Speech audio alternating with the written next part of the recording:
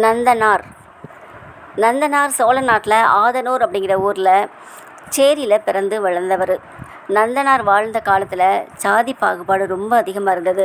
கீழ்ச்சாதிக்காரங்கள்லாம் கோவிலுக்குள்ளே போகக்கூடாதுங்கிற விதிமுறை இருந்தது. ஆனால் நந்தனுக்கோ தீராத சிவபக்தி.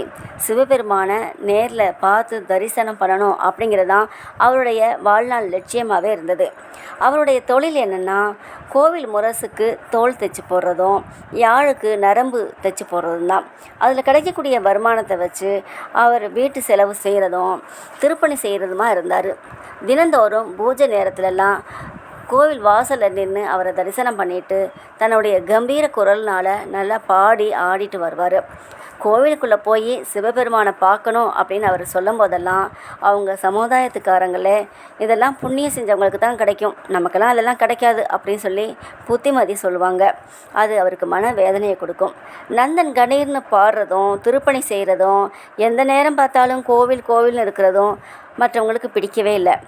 அவங்க சமுதாயத்தை சேர்ந்தவங்களே அவர் மேலே இல்லாததையும் பொல்லாததையும் சொல்லி அவருடைய தொழிலுக்கே பல இடையூறுகளையும் செஞ்சிட்டு இருந்தாங்க.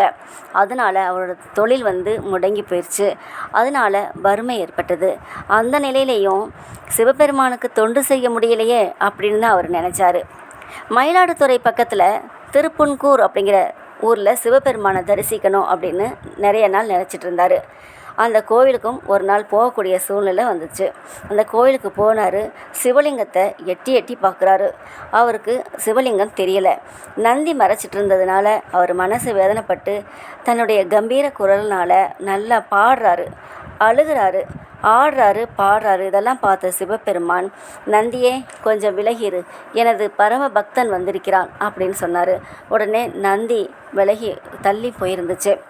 அதை பார்த்த மக்கள் அப்படியே சந்தோஷத்தில் அவரை ரொம்ப வாழ்த்துறாங்க. அந்த நந்தி விலகி இருந்தவுடனே நந்தனும் ஆடி பாடி சந்தோஷமாக வராரு.